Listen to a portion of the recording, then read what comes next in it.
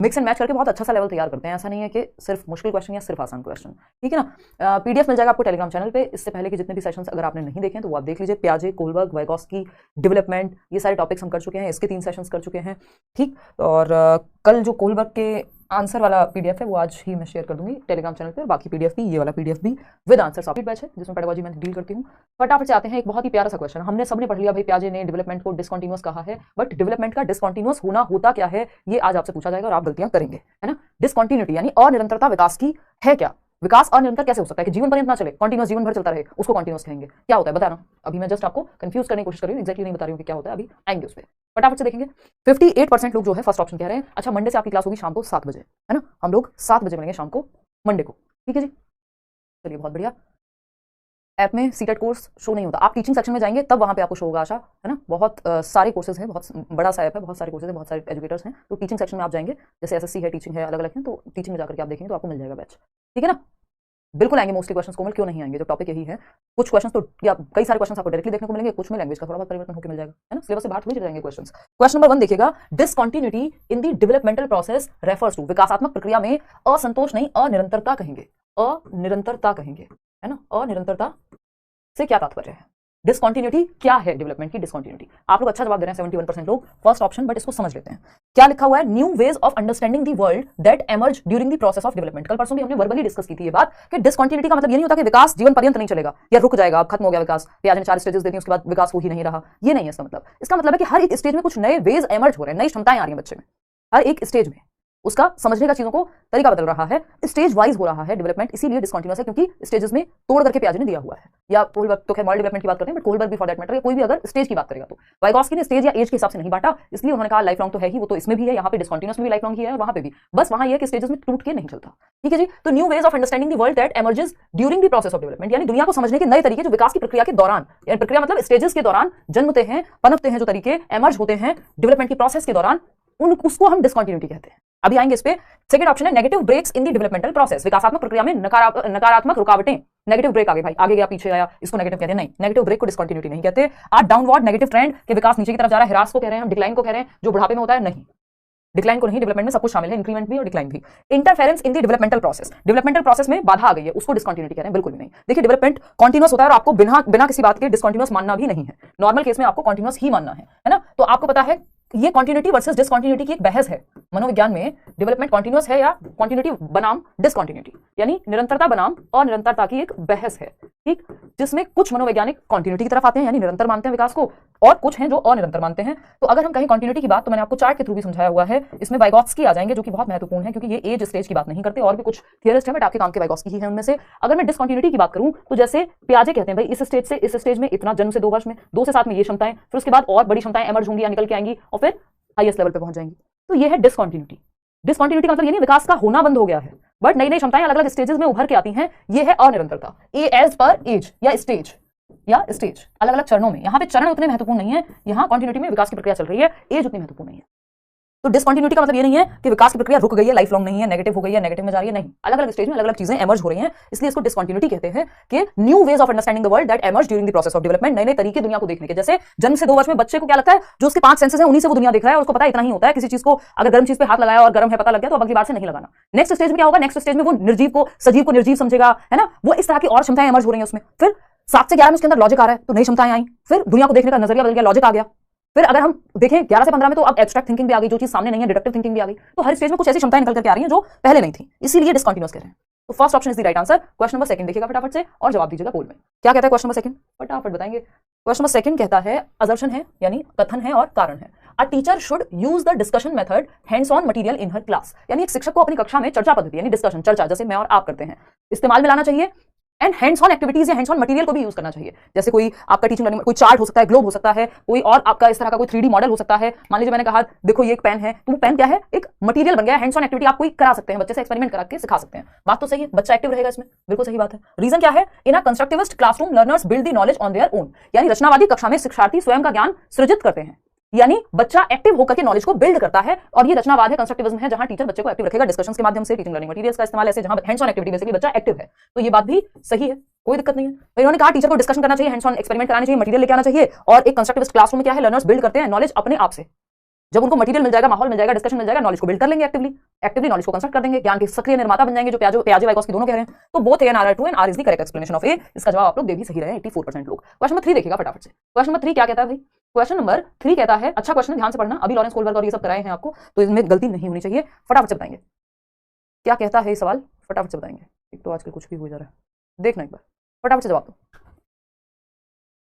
D for delicious, बहुत बढ़िया जी। देखिएगा, अगर हम बात करें according to Lawrence Kohlberg, what is the primary basis for 7 to 8 year old childrens moral decision. Lawrence Kohlberg के अनुसार 7 से 8 वर्ष के बच्चों के नैतिक निर्णय का प्राथमिक आधार क्या है? बेसिस क्या होता है? 7 से 8 साल का बच्चा नैतिक निर्णय लेने के लिए आधार क्या लेगा, है ना? वो पुजवा वाला एग्जांपल दिया था ना कल, तो 7 से 8 साल का बच्चा क्या लेगा आधार, उसके लिए सही और गलत क्या होगा, किस बेसिस पे निर्धारित होगा? तो हमें पता है 3 स्टेजेस हैं, एक है आपकी प्री कन्वेंशनल, दूसरी है कन्वेंशनल, यानी 3 लेवल हैं, और फिर है पोस्ट कन्वेंशनल। तो हमें पता है जब हम बात कर रहे हैं 7 से 8 वर्ष की, तो ये बच्चा कहीं इधर आएगा। लेस देन 10 ईयर्स का बच्चा, 4 से 10 वर्ष के बीच का बच्चा प्री कन्वेंशनल में आता है, कल भी हमने बात की थी। फिर कन्वेंशनल में 10 से 13 वर्ष के बीच का बच्चा आएगा, इसमें 13+ या 13 से 16 के बीच का बच्चा या व्यक्ति आ जाएगा। ठीक है, इतनी बात क्लियर है। तो अब यहाँ पे हमें पता है कि 7 से 8 वर्ष का बच्चा वैसे भी प्राइमरी क्लास में होगा, तो वो पहली ही स्टेज में आएगा प्राइमरी का बच्चा, ठीक है ना? तो ये क्या हो जाएगा? पनिशमेंट एंड ओबीडियंस को ध्यान में रख करके वो डिसीजन लेगा, सजा और आज्ञाकारिता। अगर किसी चीज से सजा मिल रही है तो वो काम गलत है, आज्ञा मान रहे हैं और सजा नहीं मिल रही है तो वो काम सही है। तो वो दंड से बचने के लिए आज्ञा का पालन करता है, सिंपल बात।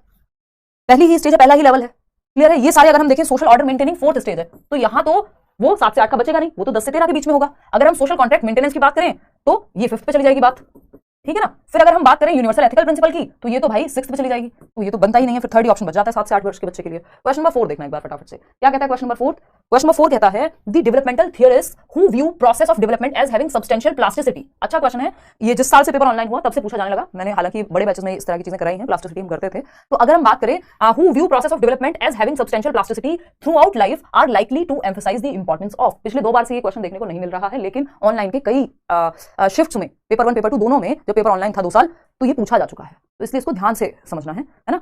प्लास्टिसिटी पे क्वेश्चन पूछा जा सकता है। ऐसे कई कॉन्सेप्ट्स हैं जो हम पहले से करते आ रहे थे और सीटेट नहीं आते थे और बाद में आना शुरू हो गए, तो क्योंकि वो सिलेबस के आसपास की चीज थी, तो इसलिए। तो अगर हम देखें विकासवादी सिद्धांतकार जो विकास की प्रक्रिया को जीवन भर पर्याप्त प्लास्टिसिटी के रूप में यानी नम्यता के रूप में देखते हैं, वे निम्नलिखित में से डैश के महत्व पर जोर देने की संभावना रखेंगे। किस पे? तो 74% लोग सही जवाब दे रहे हैं एनवायरमेंट एंड एक्सपीरियंस पे। क्यों है जी ऐसा, बताइए एक बार। अगर हम देखें प्लास्टिसिटी का कॉन्सेप्ट, पहले प्लास्टिसिटी का कॉन्सेप्ट समझते हैं, तब जाकर के बात बन पाएगी यहाँ पे। अगर हम प्लास्टिसिटी की बात करें तो इसको ब्रेन प्लास्टिसिटी या न्यूरोप्लास्टिसिटी कहते हैं। मैंने फर्स्ट डे भी जो इवन क्या कहेंगे उसको, डेमो वाली जो क्लास है यूट्यूब पे, उसमें भी बताया हुआ है कि development is plastic in nature. यानी डेवलपमेंट जब हम कहते हैं ये मॉडिफिएबल होता है, प्लास्टिक होता है, लाइफ लॉन्ग होता है। ब्रेन प्लास्टिसिटी यानी मस्तिष्क नम्यता या फिर न्यूरोप्लास्टिसिटी भी इसको कह देते हैं, यानी न्यूरॉन्स में प्लास्टिसिटी है आपके ब्रेन के, न्यूरोप्लास्टिसिटी, ठीक है? ये कैसे होता है? एबिलिटी तो जेनेटिक है अगर हम देखें तो, फिर हम एनवायरमेंट पे क्यों जोर दे रहे हैं? किसी के मन में ये सवाल नहीं आया है? अगर हम देखें ये बेसिकली आपके लिख देते हो हिंदी में भी, कई लोगों को चक्कर आ जाते हैं अंग्रेजी के टर्म्स देख के।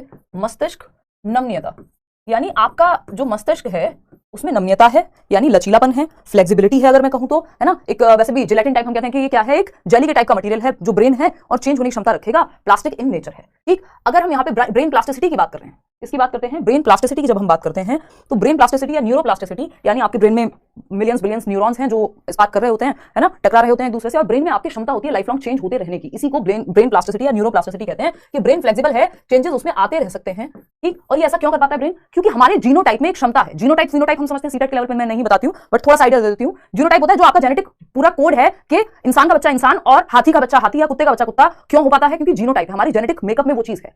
फिनोटाइप क्या है? हम एनवायरमेंट में हम जो एक्टिविटीज या जैसी हमारी शक्ल दिख रही है, इसका मतलब ये नहीं कि हमारे जीनोटाइप में, जीन्स में हमारे बाकी चीजें नहीं होंगी। आप ज्यादा टेंशन मत लीजिए, कोई बात नहीं, सीटेट के लेवल पे साइड कर सकते हैं। बट जीनोटाइप जैसे अपने आप को एक्सप्रेस करता है फिनोटाइप में, तो ये जीनोटाइप की वजह से फिनोटाइप में बदलने की जो क्षमता है, इसी से प्लास्टिसिटी निकल के आती है। ये कहानी आप साइड कर सकते हैं, ज्यादा सर में दर्द हो तो, है ना? जब आप सीटेट कर लेंगे क्लियर, आप बड़े बैचेस में आएंगे, पेडागोजी स्पेशल में पढ़ेंगे, तब इस पे लंबी चर्चा करेंगे बैठ के, ठीक? तो अगर हम देखें यहाँ पे तो सिंपल है, ब्रेन की क्षमता है फ्लेक्सिबिलिटी की, या ब्रेन में मॉडिफिएबिलिटी पाई जाती है, यानी आप चेंजेस ला सकते हैं जीवन पर्यंत। आपके ब्रेन में जीवन पर्यंत चेंजेस आते रह सकते हैं। आपका ब्रेन इस लायक है कि वो परिवर्तित कर सके खुद को, और ये 2 प्रकार की होती है। एक है स्ट्रक्चरल नम्यता या प्लास्टिसिटी, जिसको हम कहते हैं संरचनात्मक नम्यता, और दूसरी होती है आपकी फंक्शनल प्लास्टिसिटी यानी प्रकार्यात्मक नम्यता।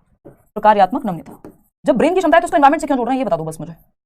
प्रकार्यात्मक नम्यता। अब अगर हम बात करें तो ब्रेन स्ट्रक्चरल प्लास्टिसिटी क्या है? एक तो इसका सिंपल मतलब है प्लास्टिसिटी का कि प्लास्टिक इन नेचर है, यानी चेंजेस हमेशा संभव है, फ्लेक्सिबिलिटी होती है, अडैप्ट कर लेता है एनवायरमेंट के हिसाब से, चेंज होते रहने की जीवन पर्यंत की क्षमता है, ठीक? अगर वैसा एक्सपीरियंस या एनवायरमेंट दिया जाए तो अगर एक्सपीरियंस और एनवायरमेंट नहीं दिया जाएगा तो नहीं हो पाएगा चेंज, सिंपल बात। तो अगर हम देखें तो स्ट्रक्चरल की अगर हम बात करें तो एक तो होता है स्ट्रक्चर के रूप में चेंज। मान लीजिए किसी बच्चे को बचपन में एपिलेप्सी, आई थिंक मृगी कोई बोलते हैं ना, तो मान लीजिए एपिलेप्सी या मृगी के दौरे पड़ते थे, उसका कोई ऑपरेशन हुआ, ऑपरेट करके कोई पार्ट निकाल दिया गया, तो वो ब्रेन का वो वाला पार्ट, मान लीजिए ये पार्ट है और इससे आपकी लैंग्वेज जुड़ी हुई है या फिर कोई और पार्ट जुड़ा हुआ है, तो ब्रेन में तो एक एक पार्ट कई चीजें करता है ना, तो इस पार्ट से जो फंक्शन होता था, एक्सीडेंट हो गया, किसी का चोट लग गई, ब्रेन का एक पार्ट डैमेज हो गया, इस पार्ट को निकाल दिया गया, सर्जरी कर दी गई, मान लीजिए कोई ट्यूमर की वजह से जो भी है, तो इस पार्ट से जो काम होता था वो कहीं और शिफ्ट हो जाएगा ब्रेन में। आपने देखा होगा पहले लोग राइट हैंड से लिखते हैं, अगर कोई इंजरी हो जाए, कुछ हो जाए तो लेफ्ट से भी लिख पाते हैं, इवन लोग पैर से भी लिख लेते हैं, आपने इस तरह की भी चीजें सुनी होंगी। तो ब्रेन में बहुत क्षमता है, वो अडेप्ट कर लेता है। तो जो पार्ट मिसिंग है वो फंक्शन कहीं और पहुंच जाएगा, ब्रेन उस फंक्शन को किसी और पार्ट से करा लेगा, सिंपल बात। स्ट्रक्चर क्या है? जैसा आप एक्सपीरियंस करते हैं, जैसा आपको अनुभव होता है जीवन में, वो अनुभव आपके ब्रेन के स्ट्रक्चर को, उसकी संरचना को भी परिवर्तित करता है। अगर आप बहुत ज्यादा स्ट्रेस में, डिप्रेशन में, ट्रॉमा में बचपन में या बड़े होकर भी अगर कोई बहुत सीवियर दिमाग की समस्या आपको हो गई, तो ये आपके ब्रेन के स्ट्रक्चर तक को चेंज करेगा। हम कहते हैं ना, वो सुना होगा आपने कि मेडिटेशन से जो हमारा एमिगडाला है, मतलब जो स्ट्रेस वाला एरिया है जो ब्रेन में इमोशंस को कंट्रोल करता है, वो आपका मैं एग्जैक्ट टर्म याद नहीं कर पा रही हूं, वो कम हो जाता है over the period of time उन लोगों में जो बहुत लंबे समय तक मेडिटेटिव स्टेट में है या मेडिटेशन करते हैं। तो ब्रेन का स्ट्रक्चर तक चेंज हो रहा है, किसके बेसिस पे? एक्सपीरियंस के बेसिस पे। कुछ बूढ़े लोग आज भी फोन बढ़िया से चला लेंगे, कंप्यूटर बढ़िया से चला लेंगे, अगर चाहे तो वो जीवन भर एक्सरसाइज करके अच्छी बॉडी बना के रखे हुए हैं, ठीक। और कुछ लोग नहीं चला पाते, क्यों? क्योंकि हमने एनवायरमेंट के हिसाब से ब्रेन को चेंज किया ही नहीं। ब्रेन में क्षमता है चेंज होने की, हमने नहीं किया। तो स्ट्रक्चर से लेके फंक्शन तक, यानी फंक्शन जो है ब्रेन का, कोई पार्ट मान लीजिए राइट ब्रेन से कोई काम कर रहे थे आप, और वो लेफ्ट में भी शिफ्ट हो सकता है या ब्रेन के किसी और हिस्से में, लेकिन और आपका स्ट्रक्चर तक चेंज हो जाएगा जैसे आप अनुभव दे रहे हैं ब्रेन को, ठीक है ना। तो ये एक बेसिक बात है, यानी ब्रेन में चेंज होने की क्षमता है, किसकी वजह से? एक्सपीरियंस और एनवायरमेंट की वजह से। जैसे अनुभव आप देंगे और जैसे एनवायरमेंट आप देंगे, तो वो क्षमता तो जेनेटिक है ही, लेकिन रीजन इसमें महत्व किसका है? महत्व है एक्सपीरियंस एंड एनवायरमेंट का। इसीलिए हम वो आंसर लगा रहे थे। अब होपफुली आप ये बात समझ पाए होंगे। देखना एक बार, तो डेवलपमेंटल थियरिस्ट जो ये मानते हैं कि who view process of development, जो विकास की प्रक्रिया है, सब्सटेंशियल प्लास्टिसिटी इसमें होती है, यानी चेंज होते रहने की क्षमता है, फ्लेक्सिबिलिटी होती है थ्रू आउट लाइफ, जीवन पर्यंत, है ना। Are likely to emphasize the importance of environment and experience. हम एनवायरमेंट, एक्सपीरियंस, ट्रेनिंग ये सब दे रहे हैं या नहीं दे रहे हैं, ठीक। वातावरण और अनुभव की महत्व पे जोर देंगे, ना कि हेरिडिटी और डोमेन स्पेसिफिक किसी भी और चीज पे। ये इंटेलिजेंस तो होती है हेरिडिटी से संबंधित है, तो ये दोनों ऑप्शंस तो वैसे भी नहीं बनेंगे। तो environment and intelligence, environment and experience के बेसिस पे प्लास्टिसिटी होती है, यानी चेंज करने की क्षमता ब्रेन में बनी रहती है। यही है बात। क्वेश्चन नंबर 5 देखिएगा, अकॉर्डिंग टू लेव Vygotsky, teachers can assist in learning by. Vygotsky के अनुसार टीचर यानी शिक्षक सीखने में सहायता कैसे कर सकते हैं, बताइएगा एक बार। मैम आप शादी कब करें, पढ़ लो एबीसी किड्स। आज तो बैच में भी हम इसी तरह की बातें कर रहे थे थोड़ी देर के लिए। देखना एक बार कैसी बातें करते हो। संडे वार्ता है परसों, संडे को करेंगे ये बातें, शादी ब्याह मुंडन सारी बातें हम संडे को करते हैं, कभी कभी संडे वार्ता महीने में एक आध बार, ठीक है जी। तो अगर हम बात करें, यहाँ पे क्वेश्चन बताओ, फटाफट से आंसर करो और उन लोगों तक भी शेयर करो जो लोग तैयारी कर रहे हैं, है ना। बिल्कुल चल रही है एकता। देखना एक बार, अगर हम देखें यहाँ पे लेव वाइगोस्की, अकॉर्डिंग टू लेव Vygotsky, teachers can assist in learning by. Teacher सीखने में कैसे मदद करे, असिस्ट कैसे करे। असिस्टिव लर्निंग की भी बात की ना वाइगोस्की ने। एप्रोप्रिएट रिवॉर्ड देके, रिवॉर्ड और पनिशमेंट की बात वाइगोस्की या पियाजे करते ही नहीं है, रचनावादी लोग करते ही नहीं है, ये बात आपको क्लियरली बताई गई है। Changing the nature and quality of support, यानी स्कैफोल्डिंग का लेवल चेंज करके। स्कैफोल्डिंग क्या है? टेम्परेरी हेल्प, जहां बच्चे को जरूरत पड़े वहां मदद दे रहे हैं। समर्थन की प्रकृति और गुणवत्ता को बदलना, जैसी समर्थन की जरूरत है, जैसी हेल्प की जरूरत है, जैसे सपोर्ट की जरूरत है, उसकी किस तरह का सपोर्ट चाहिए, कैसा नेचर हो सपोर्ट का, कैसी क्वालिटी हो, ज्यादा चाहिए कम चाहिए, उस हिसाब से सपोर्ट दे टीचर, जहां बच्चा अटके। यही वाइगोस्की कहेंगे, कॉपी करने को नहीं कहेंगे। तो एक ही ऑप्शन है बच्चा एक्टिव है। ये तो लड्डू क्वेश्चन था एकदम, आपके लिए अब होना चाहिए। पियाजे वाइगोस्की सब कर चुके हैं हम। ये एक अच्छा सवाल है पेरेंटिंग स्टाइल पे, जब से सवाल क्वेश्चन आना शुरू हुआ है, जब से पेपर ऑनलाइन हुआ था। अथॉरिटेटिव स्टाइल ऑफ पेरेंटिंग और child rearing is based on. पालन पोषण, बच्चे के पालन पोषण की आधिकारिक शैली निम्न पर आधारित है। यानी कुछ 4 स्टाइल होती है पेरेंटिंग की, कि बच्चे को कैसे बड़ा कर रहे हैं माँ बाप, उनके भी स्टाइल्स है ना, माँ बाप के भी। सारे माँ बाप एक जैसे नहीं होते, है ना। कुछ कभी खुशी कभी गम वाले होते हैं, कह दिया ना कह दिया। कुछ होते हैं भाई धृतराष्ट्र जैसे, कि पुत्र मोह में एकदम बिल्कुल बह जाते हैं, जो करना है दुर्योधन को वही करेगा, है ना। कुछ ऐसे होते हैं जहां पे चर्चाएं होती हैं, थोड़ी माँ बाप की चलेगी, थोड़ी उनकी चलेगी, बीच का रास्ता निकलेगा, है ना। कुछ ऐसे होते हैं उनको फर्क ही नहीं पड़ता, बस चेक आता है महीने के एंड में, बच्चे कहाँ हैं, कौन सी क्लास में पढ़ते हैं पता ही नहीं है। यही 4 प्रकार हैं। अब इन चारों प्रकार के नाम क्या क्या हो सकते हैं उस पर आएंगे अभी। तो अथॉरिटेटिव स्टाइल, देखिए अगर आपसे क्वेश्चन ऐसे पूछ ले कि which is the best style of parenting, तब भी आप जवाब यही देंगे, अथॉरिटेटिव या आधिकारिक शैली जो है, it is the best parenting style existing there, ठीक, which exists. Engage in joint decision making wherever possible. Authoritative style of parenting जो है, चाइल्ड रियरिंग, बच्चों को बड़े करने का जो स्टाइल है पेरेंटिंग का, उसमें ये होता है कि जहां भी संभव हो संयुक्त निर्णय लेने में संलग्न रहें, यानी केयर भी होती है, माँ बाप केयर भी करते हैं और कंट्रोल भी हाई होता है। इसलिए डिस्कशंस होंगे, चर्चाएं होंगी। अच्छा तुम्हें साइंस लेना है, अच्छा तुम्हें ह्यूमैनिटीज लेना है, क्यों लेना है, साइंस क्यों नहीं ले रहे हो, तो बच्चा अपना लॉजिक बताएगा कि मुझे ये करना है पापा, मुझे इसमें ऐसे होगा, ये होगा। तो फिर एक प्रॉपर डिस्कशन होगा, पेरेंट्स और बच्चे मिलकर के एक डिसीजन पे पहुंचेंगे। डिसीजन मेकिंग में पेरेंट्स और बच्चे दोनों इन्वॉल्व होते हैं। ये वैसी सी बात है जैसी बात वो कौन सा आर माधवन का कैरेक्टर नहीं है 3 इडियट्स में, जब वो अपने पापा को जाके कहता है कि पापा क्या हो गया अगर मैं फोटोग्राफी करूंगा, थोड़ा कम कमाऊंगा, छोटा घर होगा, छोटी गाड़ी होगी, बट मैं खुश तो होऊंगा, है ना। फिर यानी वो अपनी बात रख रहा है, उसके पिताजी कह रहे हैं क्या खाएगा एंड, वो अपनी, हालांकि वो पहले अथॉरिटेटिव नहीं थे, बट उस मोमेंट में जब ये चर्चा हो रही है और डिसीजन पे आते हैं कि हाँ ठीक है अपने मन की कर लो, तो दोनों पार्टीज की बात सुनी गई है। ठीक, तो ये हुआ आपका जब एंगेज्ड या दोनों तरफ से बच्चे और पेरेंट्स दोनों शामिल हो तो अथॉरिटेटिव। इसीलिए इसको बेस्ट कहते हैं क्योंकि यहाँ केयर भी है, पेरेंट्स बच्चों की केयर भी कर रहे हैं और कंट्रोल भी है, यानी थोड़ा डिसिप्लिन भी है। चर्चा करके बात पे पहुंचते हैं कि अच्छा सुबह रात को 9 बजे नहीं आना है, अच्छा 9 बजे आओगे तो इस चीज का ध्यान रख लो, जब डिस्कशन होगा। 4 प्रकार हैं, समझ लेते हैं फटाफट से, फिर आप अपने आप जवाब दे पाओगे कौन सा प्रकार कौन से ऑप्शन के हिसाब से सेट बैठता है। पेरेंटिंग स्टाइल यानी बच्चों के पालन पोषण के तरीके, या चाइल्ड रियरिंग स्टाइल भी बोल देते हैं कि बच्चों को बड़ा करने के तरीके, है ना। कुछ हेलीकॉप्टर पेरेंट्स होते हैं, एकदम सर पे मंडराते रहते हैं, पेरेंटिंग स्टाइल हेलीकॉप्टर की तरह, या फिर इसको हम कहेंगे आपका child rearing practice, child rearing style या प्रैक्टिस, कि कैसे बच्चों को रियर किया जाए, बड़ा किया जाए, पालन पोषण उनका किया जाए। आसान काम तो है नहीं, देखिए। ठीक, तो ये मैं पूछना, मैम कितने बच्चे हैं पता है आपको? हम देखे हैं दुनिया में, हमको पता है। देखिए एक बार, तो अगर हम बात करें यहाँ चाइल्ड रियरिंग की तो मुख्य रूप से 4 प्रकार हैं। एक है आपका बेस्ट प्रकार को समझे, बेस्ट नहीं वर्स्ट पे चलते हैं, अथॉरिटेरियन पेरेंटिंग। ये अथॉरिटेटिव से बस अथॉरिटेरियन पेरेंटिंग स्टाइल। अथॉरिटेरियन कैसे होते हैं भाई? कह दिया ना कह दिया वाली बात होती है यहाँ पे, है ना। केयरलेस, कंट्रोल ज्यादा। मास्टर जी हड्डी हड्डी छोड़ देना, खाल खाल आपकी हड्डी हमारी, है ना। वो वाले माँ बाप होते थे ना आज से 2 जनरेशन पहले या 1 जनरेशन पहले। ठीक, तो कंट्रोल बहुत ज्यादा है, डिसिप्लिन जरूरत से ज्यादा है बच्चे पे, लेकिन केयर कम है। तो ये एकदम हिटलर स्टाइल वाले पेरेंट्स बन जाते हैं कि वो जया बच्चन कहती हैं, अमिताभ बच्चन को कुछ भी, तो हर बात पे बस यही जवाब देते हैं कह दिया ना कह दिया, कि मतलब उनका जो डिसीजन है वो फाइनल है, कभी खुशी कभी गम याद कीजिए, या फिर वो मोहब्बतें वाले अमिताभ बच्चन भी याद कर सकते हैं आप। तो यहाँ पे केयर कम है, कंट्रोल ज्यादा है। अगर केयर है भी तो हमें दिखती नहीं है बाहर, तो उस केयर का कोई खास फायदा है नहीं। मैम कभी खुद से ही बात कर लेती हैं पर हम सब सुन लेते हैं, हाँ उसको प्राइवेट स्पीच कहते हैं। ठीक, केयर कम कंट्रोल ज्यादा, वर्स्ट है, बहुत खराब तरीका, बहुत अच्छा तरीका नहीं है। फिर सेकंड है इसका जस्ट अथॉरिटेटिव, मतलब ऐसा कोई नंबर नहीं होता इसमें, ये सेकंड है बट मैं बता रही हूँ जान करके। अथॉरिटेटिव स्टाइल ऑफ पेरेंटिंग ये बेस्ट है। ये अथॉरिटेरियन और अथॉरिटेटिव याद रहता है, ये अधिनायकवादी कहते हैं इसको, या सत्तावादी समथिंग इसको हिंदी में बहुत कंफ्यूजिंग है इनके नाम, तो इसलिए इंग्लिश में याद रखेंगे तो अच्छा रहेगा। अथॉरिटेटिव बेस्ट स्टाइल है जिसमें दोनों ही पार्टीज यानी बच्चा भी और पेरेंट्स भी इन्वॉल्व रहते हैं डिसीजन मेकिंग में, है ना, निर्णय लेने में। और अथॉरिटेरियन अगर आपको एग्जांपल याद है तो आप जो दंगल मूवी है उसमें जब उनके पिताजी शुरू में बचपन में उनको मांस मच्छी भी खिला रहे हैं, सब कुछ सुबह उठा के दौड़ा रहे हैं, तो सेहत के लिए हानिकारक हो जाते हैं बापू, ठीक है, तो वो अथॉरिटेरियन है। लेकिन जब वो बाद में जाकर के उनको सपोर्ट कर रहे हैं, बच्चों की भी बात सुन रहे हैं, है ना, जब वो बड़ी हो गई हैं बच्चियां, तो वो अथॉरिटेटिव स्टाइल में चेंज हो गए, ठीक है ना। तो ये बेस्ट है अथॉरिटेटिव स्टाइल, क्यों? क्योंकि यहाँ केयर भी है बच्चों के लिए, कंट्रोल भी है, तो जॉइंट डिसीजन मेकिंग होगी, यानी बच्चों की भी सुनी जाएगी, पेरेंट्स की भी, डिस्कशन होगा, बहसबाजी हो सकती है, बट दोनों मिलकर के एक डिसीजन लेंगे, ऐसा नहीं है सिर्फ माँ बाप ही डिसीजन ले लें। ठीक, अब 2 और बचती है, टोटल 4 स्टाइल हैं जो आपके काम की है। फिर आती है एक permissive style of parenting, permissive style of parenting, Paramesh Verma style नहीं है, परमिसिव स्टाइल है, ठीक है, लोगों को याद रह जाए इसलिए करनी पड़ती है इस तरह की बातें। अब ये अनुमोदक बोलते हैं आई थिंक इनको। परमिसिव क्या है? जो हमारे बच्चे कहते हैं, धृतराष्ट्र टाइप के माँ बाप हैं बिल्कुल, जैसे महाभारत में दिखाया गया था धृतराष्ट्र को, है ना, बिल्कुल पुत्र मोह में अंधे हैं। ठीक, के गलतियां नहीं दिखती इनको अपने बच्चों की, गलत कर रहे हैं फिर भी इनकी हिम्मत नहीं है कि कहते हैं कि भाई रहने दो, गलत नहीं करो, है ना, इनकी बस का ही नहीं है, इनसे होता ही नहीं है, बिल्कुल परेशान हो जाएंगे अंदर से, मतलब वो अथॉरिटी बच्चों के पास है कहीं ना कहीं, तो ये जो बच्चे कहते हैं वो मान लेते हैं। तो यहाँ पे केयर बहुत ज्यादा है, कंट्रोल लो है, डिसिप्लिन नहीं है, कंट्रोल एकदम खत्म है। ठीक है, आगे बढ़े। नेक्स्ट है नेग्लेक्टफुल पेरेंटिंग स्टाइल, ये लास्ट है, नेग्लेक्टफुल स्टाइल ऑफ पेरेंटिंग। ठीक है, अब नेग्लेक्टफुल में क्या होता है? नेग्लेक्ट जैसा कि आप समझ रहे हैं, अवॉइडेंट है माँ बाप, यानी माँ बाप को पता ही नहीं बच्चा कौन सी क्लास में पढ़ता है, क्या नाम है उसका, कहाँ रहता है, कौन से स्कूल में जाता है ना, कुछ नहीं पता। हाँ, ओवर पैम्परिंग है परमिसिव वाले, नेग्लेक्टफुल वालों को पता ही नहीं है। मुझे वो मूवी याद नहीं आ रही कौन सी मूवी थी, अभी जो आई थी इस पे एनुअल में इतना बवाल हुआ था, है ना, तो मतलब है वो बवाल के लायक, ऐसा नहीं है कि नहीं है, बट कुछ चीजें उन्होंने कोशिश की है कि हाँ ठीक ठीक करने की। तो अपने पिताजी को कहता है आपको पता भी था मैं अमेरिका में कौन से कॉलेज में पढ़ रहा था, कहाँ रह रहा था, ये वो। तो ये वो वाले माँ बाप हैं जो नेग्लेक्टफुल ही रहते हैं बच्चों के प्रति, बच्चे कुछ बड़ा कांड कर देते हैं तब इनको पता चलता है अच्छा ओ ओके, है ना। तो केयर यहाँ पे लो है, कंट्रोल भी लो है, कंट्रोल भी क्या है, लो है। तो ये नेग्लेक्टफुल पेरेंट्स हैं, इनके लिए माँ बाप का मतलब है समय पे महीने में चेक आ जाता है या अकाउंट में पैसे आ जाते हैं, माँ बाप सिर्फ एटीएम कार्ड है। तो क्योंकि माँ बाप को भी बहुत ज्यादा पड़ी नहीं है, जैसे मूवीज में दिखाते हैं अमीरों के बच्चे, है ना, तो ये नेग्लेक्टफुल स्टाइल है, ये बच्चों पे ध्यान नहीं देते, ना केयर है ना कंट्रोल है। ठीक, बेस्ट क्या है? बेस्ट वही है अथॉरिटेटिव स्टाइल, कि पेरेंट्स और टीचर सॉरी बच्चे और पेरेंट्स मिल करके एक कंक्लूजन पे पहुंचे। तो अब आप बता पाएंगे अगर मैं आपसे पूछूं making decisions for the child, बच्चे के लिए डिसीजन किस में लिया जाएगा, अथॉरिटेटिव में या अथॉरिटेरियन में? तो ये अथॉरिटेरियन है क्योंकि कंट्रोल ज्यादा है, केयर भी है लेकिन कंट्रोल ज्यादा है, केयर कम है कंपैरेटिवली। तो ये अथॉरिटेरियन पेरेंट्स हैं, हिटलर वाले, कह दिया ना कह दिया वाले। Not listening to a child's point of view, ये भी अगेन अथॉरिटेरियन ही है, इन्हें भी कोई पड़ी नहीं, और ये नेग्लेक्टफुल में भी हो सकता है कि वो सुनते ही ना हो। Make unreasonable demands from the child, ये भी अथॉरिटेरियन ही है। ठीक है जी, इतनी बात क्लियर है? धन्यवाद रागिनी।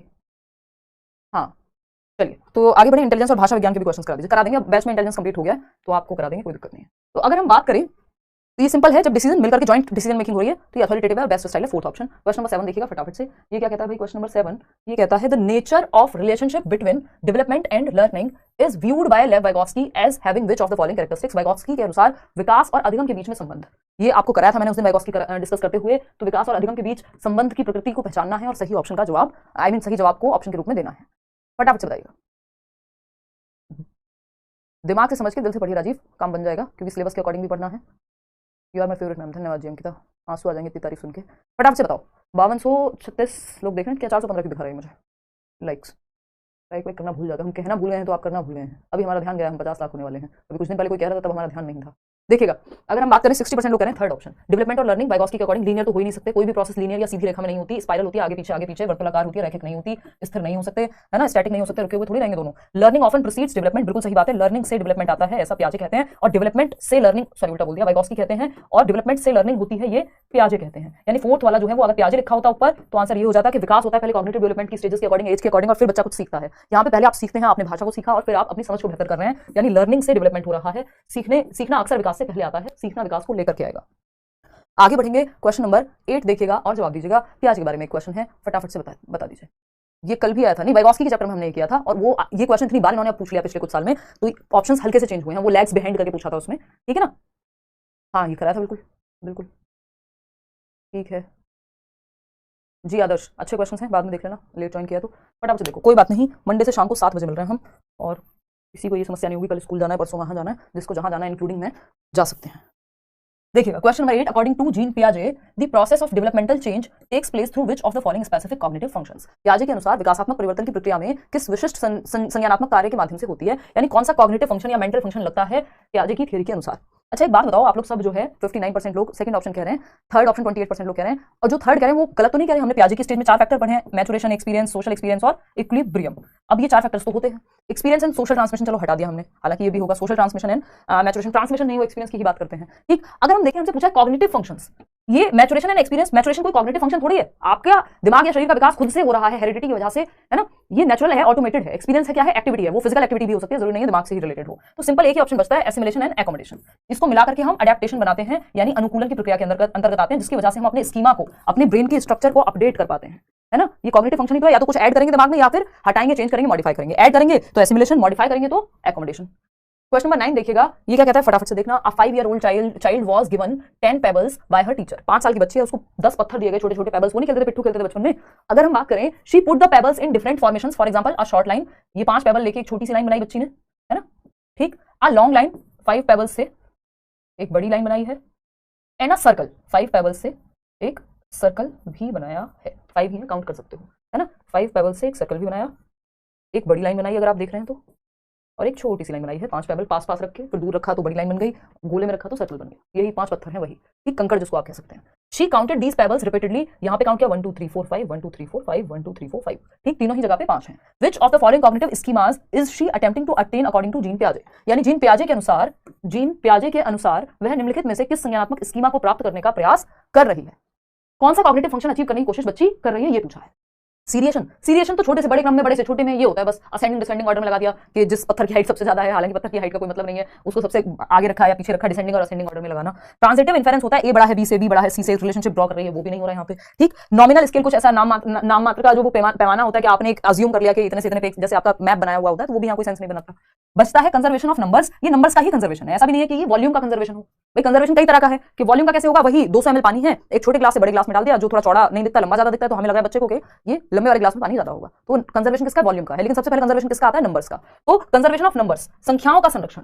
अब उसको समझ में आ रहा है कि अच्छा यार, छोटी लाइन में रखती हूं तब भी 5 है, लंबी में रखती हूं तब भी, और सर्कल में लगाती हूं तब भी पेबल्स 5 ही रहेंगे, यानी शेप और साइज के बदलने से क्वांटिटी नहीं चेंज हो रही, शेप और साइज के बदलने से वॉल्यूम नहीं चेंज हो रहा, मात्रा में चेंज नहीं आ रहा। बेशक शेप चेंज हो रही है, छोटी लाइन है, बड़ी लाइन है, सर्कल है, कोई फर्क नहीं पड़ रहा।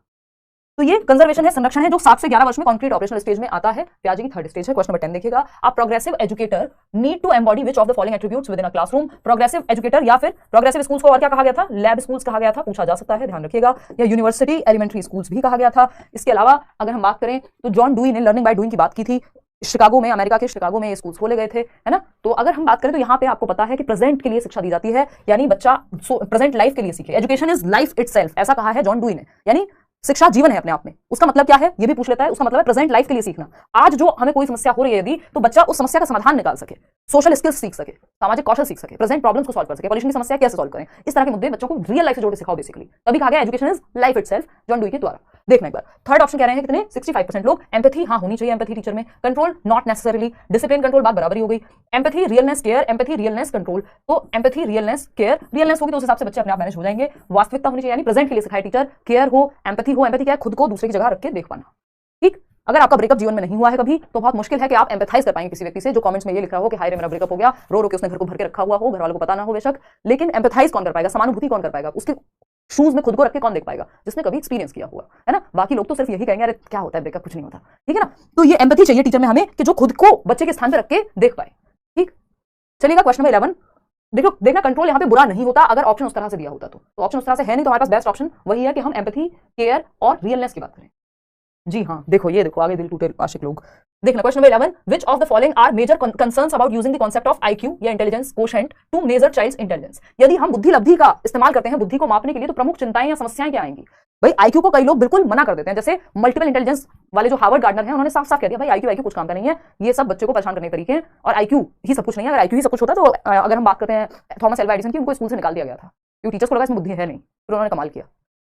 कोई क्या लगता है मैम आपको, पूछा जी आपसे। आ जाओ इधर, क्वेश्चन नंबर 11 देखो, सेकंड ऑप्शन है 53% लोग।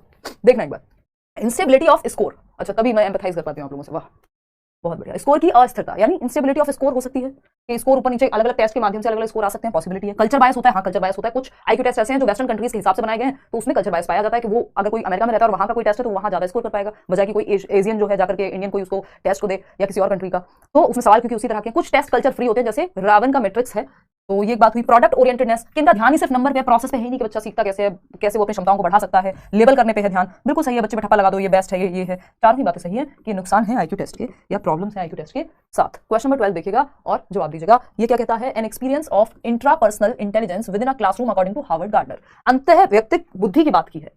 इंट्रापर्सनल इस केस में इंग्लिश में जरूर देख लेना, कई बार अंतर लिख देता है, कई बार अंतर लिख देगा, जबकि अंतर का मतलब 2 या 2 से अधिक लोग होते हैं, ठीक है ना। अंतर मतलब खुद, तो इंट्रापर्सनल मतलब सेल्फ, इंट्रा मतलब सेल्फ, इंटर मतलब 2 या 2 से अधिक लोग, इंटर स्टेट, इंटरनेशनल, क्या है ये 2 या 2 से अधिक स्टेट्स या 2 या 2 से अधिक देशों के बीच में कोई फ्लाइट जा रही है तब हम उसको इंटरनेशनल फ्लाइट करें।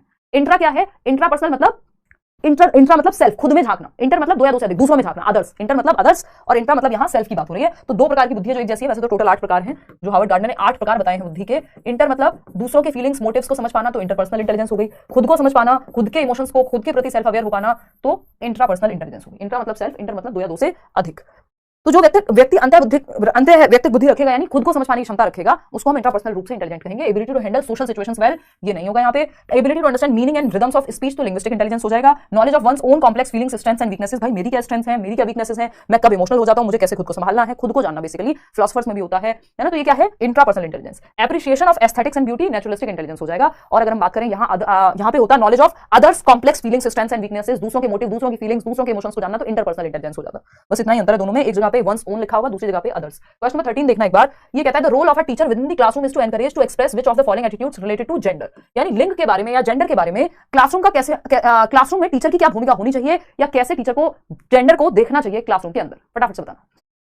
हो जाओगे बिल्कुल प्रतिभा अगर अच्छे से कर लोगे तो। जेंडर स्टीरियोटाइपिंग से तो किसी का भला नहीं हो पाने वाला कि लड़कियां कमजोर होती हैं, लड़के बहुत बुद्धिमान होते हैं, या फिर क्या लड़कियों की तरह रो रहे हो, ये सब बातें क्या हैं, आपने स्टीरियोटाइप किया हुआ है। यानी कोई एक चीज बहुत पहले से चली आ रही है जिसमें इक्वालिटी या इक्विटी कुछ भी नहीं है, किसी एक तरफ ही झुकी हुई है।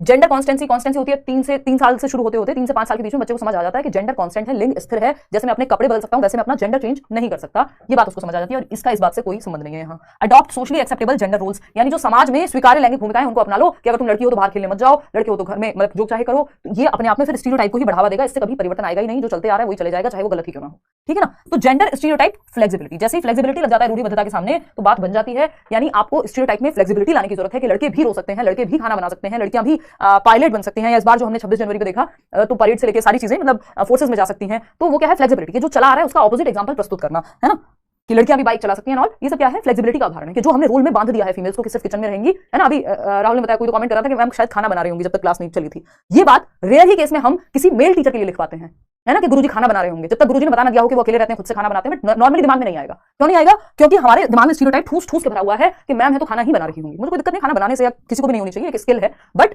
प्रॉब्लम इज हमने जेंडर से जोड़ दिया स्किल को, सिर्फ खाना बनाने को सिर्फ महिलाओं से जोड़ दिया, वो प्रॉब्लम है। फिर वो स्टीरियोटाइप बनेगा, कल को आप बच्चों के साथ भी फिर ये करते हुए नजर आएंगे, हालांकि आप ऐसा नहीं करेंगे, मुझे लगता ही नहीं है, पूरा भरोसा है, ठीक है ना। चलिए खैर, बहुत बढ़िया हिमा। तो ये स्टीरियोटाइप में फ्लेक्सिबिलिटी लाने की जरूरत है कि सर को देख के भी कल कहो कि सर शायद खाना बना रहे होंगे, तो कूल लगेगा, ठीक। चलो खैर, आ जाओ एक बार क्वेश्चन नंबर 14 समझते हैं। क्वेश्चन नंबर 14, देखो मैं जेंडर सेंसिटिव इंसान हूं बहुत, तो मेरे दिल पे तुरंत लग जाती है, हालांकि आ जाओ एक बार क्वेश्चन 14। और टीचर्स के लिए होना ये चीज बहुत जरूरी है, क्योंकि हम नेशन बिल्डर्स हैं एक तरह से, कल को आप स्कूल्स में जाएंगे, है ना, और आप नई जनरेशन को एक तरह से तैयार कर रहे हैं। टीचर का बहुत प्रभाव पड़ता है, वो बच्चा माँ बाप की भी नहीं सुनता, उसको लगता है मेरे टीचर ने जो कहा है वही फाइनल चीज है। तो ये जरूरी है कि हम धीरे धीरे बदलाव लाएं। हमें कई बार यही तो क्वेश्चन आता है ना कि टीचर्स कई बार खुद अपने बायस के लिए ही अवेयर नहीं होते। हम तो नॉर्मल कह देते हैं, ऐसा थोड़ी हमें किसी को नीचा दिखाना है कि मैम को नीचा दिखाना इसलिए लिख देते हैं मैम खाना बना रही होंगी, नॉर्मल बात लिखी थी किसी ने, है ना। लेकिन हम खुद ही अवेयर नहीं है कि ये चीजें स्टीरियोटाइप क्रिएट करती हैं। जब हम बात करते हैं कि मम्मी किचन में होंगी और पापा रिमोट लेके टीवी देख रहे होंगे, जो बहुत घरों में होता भी है, नेचुरल मतलब नॉर्मल बन गई है वो चीज, नेचुरल तो क्या कहें। तो लेकिन इसका मतलब ये नहीं है कि समय के साथ चीजें बदलने की जरूरत नहीं है। एक जनरेशन की कट गई, दूसरी कट जाएगी, धीरे धीरे चेंज हो रहा है, बदलाव तो आएगा हर हालत में। In a classroom where students have diverse learning profiles a teacher needs to, क्या कह रहे हो, ज्यादा दिल पे मत लगाओ यार, नेक्स्ट क्वेश्चन ले जाओ, आपने तो बिल्कुल आंसू ही निकाल दिए। एक कक्षा में जहां छात्रों के सीखने के तरीके विविध होते हैं, एक शिक्षक को यह करना होगा। भाई अलग अलग बच्चे अलग अलग तरीके से सीखते हैं, ठीक है ना। कोई कह रहा है संगम आता हूं बाइक चलाने, बहुत बढ़िया। देखो एक बार, तो अगर हम बात करें डाइवर्स लर्निंग प्रोफाइल्स और टीचर नीड्स, यानी अलग अलग तरह के बच्चे हैं तो कैसे पढ़ाए teacher. Identify normative level of teaching, एक मानक स्तर पकड़ लो और बस उसी लेवल पे पढ़ाओ। भाई कमजोर बच्चा तो नहीं सीख पाएगा फिर, तो ये तो प्रॉब्लम है। Find creative ways of engaging with diverse learning pace of students, छात्रों की विविध सीखने की गति से जुड़ने के रचनात्मक तरीके खोजना, यानी कि छात्र जो हैं वो विविध तरीके से सीखते हैं, अलग अलग तरह से बच्चे सीख सकते हैं। कोई वीडियो देख के सीखेगा, कोई चार्ट देख के सीखेगा, कोई एग्जांपल के थ्रू सीखेगा, कोई एक्टिविटी करके सीखेगा, किसी को ताजमहल दिखा दो ले जाके तो अच्छे से सीख जाएगा। तो मल्टीपल तरीके हैं, कोई बच्चा धीमे सीखेगा, कोई तेज सीखेगा, तो हर बच्चे को इंक्लूड करके चलना है।